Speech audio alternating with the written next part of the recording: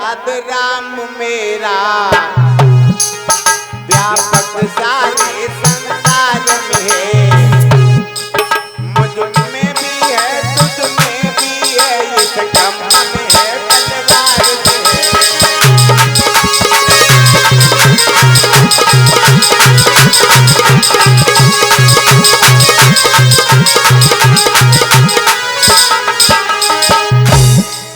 बोले प्रहलाद राम मेरा व्यापक सारे संसार में है, मुझ में भी है तुझ में भी है, इस ब्रह्म में है तलवार में है।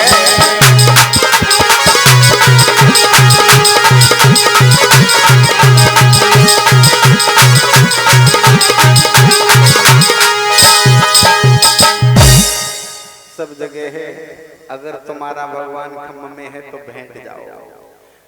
सोचने लगी जब ये चींटी नहीं जल रही तो क्या मेरा पंचभौतिक शरीर जल जाएगा?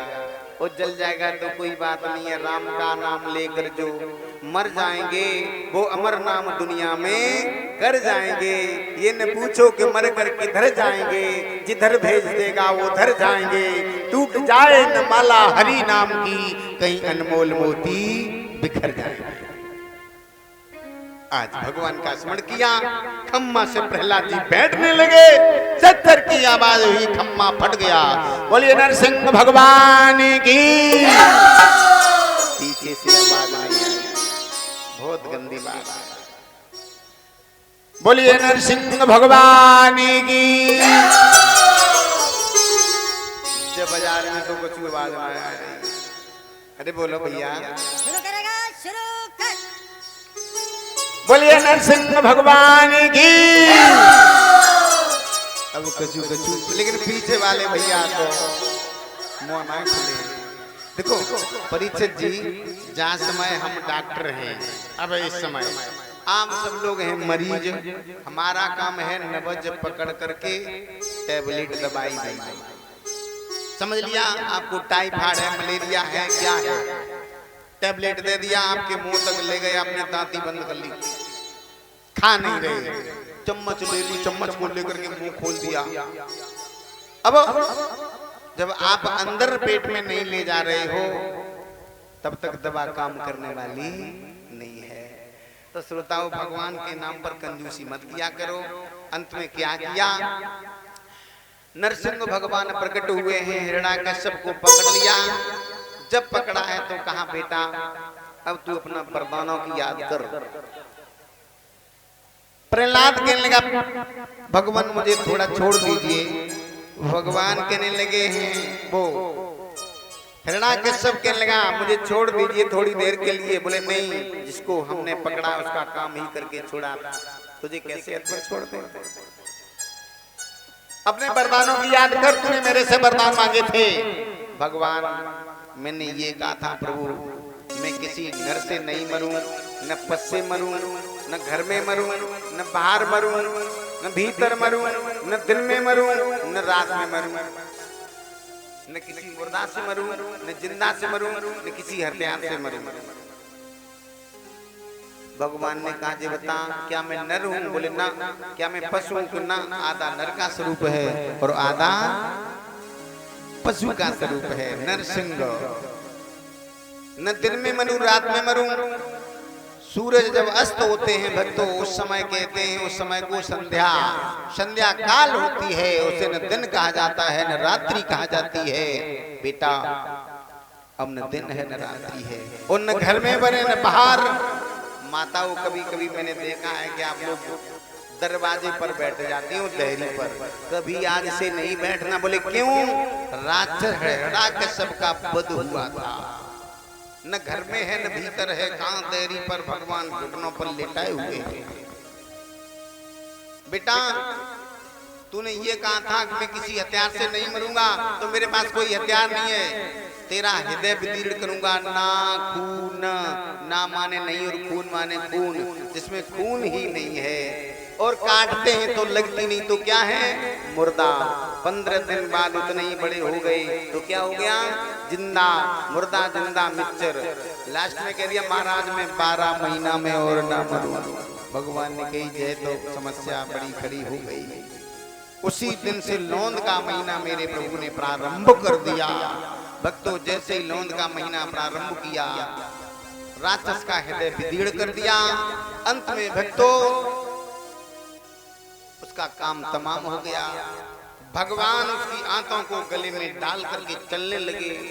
मेरे प्रभु के नाखूनों में खुजली मचने लगी।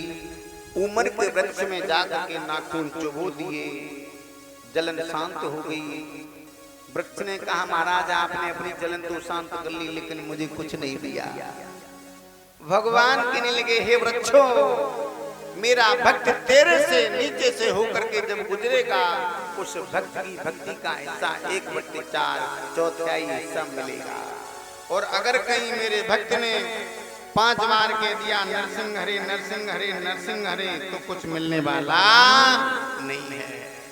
आप लोग रिश्तेदारियों में जाते, बाजार जाते, निमंत्रण खाने के लिए जाते, उम्र के वृक्ष मिल जाएं तो 5 बार जय के दिन नरसिंह हरे नरसिंह हरे नरसिंह हरे, नहीं तो भक्ति का ऐसा वो वृक्ष ले लेगा।